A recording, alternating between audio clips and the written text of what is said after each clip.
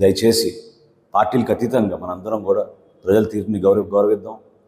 ఎవరు కూడా తొందరపడి అనవసరమైన ఘర్షణ వాతావరణానికి తీసుకెళ్లే విధంగా ఎవరు చేసినా, మీ దృష్టికి ఎవరు చేస్తున్నట్టు వచ్చినా తప్పకుండా మీరు ఇమ్మీడియట్గా అధికార యంత్రాంగాన్ని అప్రమత్తం చేయాల్సిన అవసరం ఎంతో ఉంది. ఎందుకంటే తెనాల్లో మనకి ఎప్పుడు గతంలో ఇటువంటి సంఘటనలు లేవు.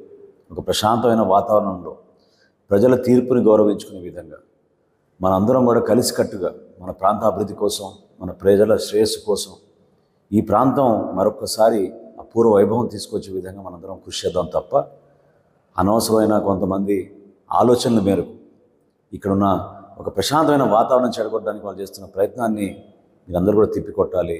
అది పౌరుడిగా మీకు ఆ బాధ్యత ఉంది. ఎన్నికల సందర్భంగా రేపు కౌంటింగ్ జరుగుతున్న పరిణామంలో ఆధారం చేసుకుని కొంతమంది అల్లరిముఖులు కొన్ని ప్రాంతాల్లో అలజడి సృష్టించడానికి ప్రయత్నం చేస్తున్నారని పోలీస్ వర్గాలు నా దృష్టికి తీసుకొచ్చాయి. కాబట్టి దయచేసి మనందరం కూడా ఒక బాధ్యతగా ఒక మంచి వాతావరణం మనం నెలకొల్పే విధంగా మన ప్రాంతాన్ని మనం గౌరవించుకుని ప్రజల తీర్పుని మనం శిరస్సు వహించి ఆశీర్వాదంగా తీసుకుని ముందుకెళ్లే విధంగా నిలబడదాం.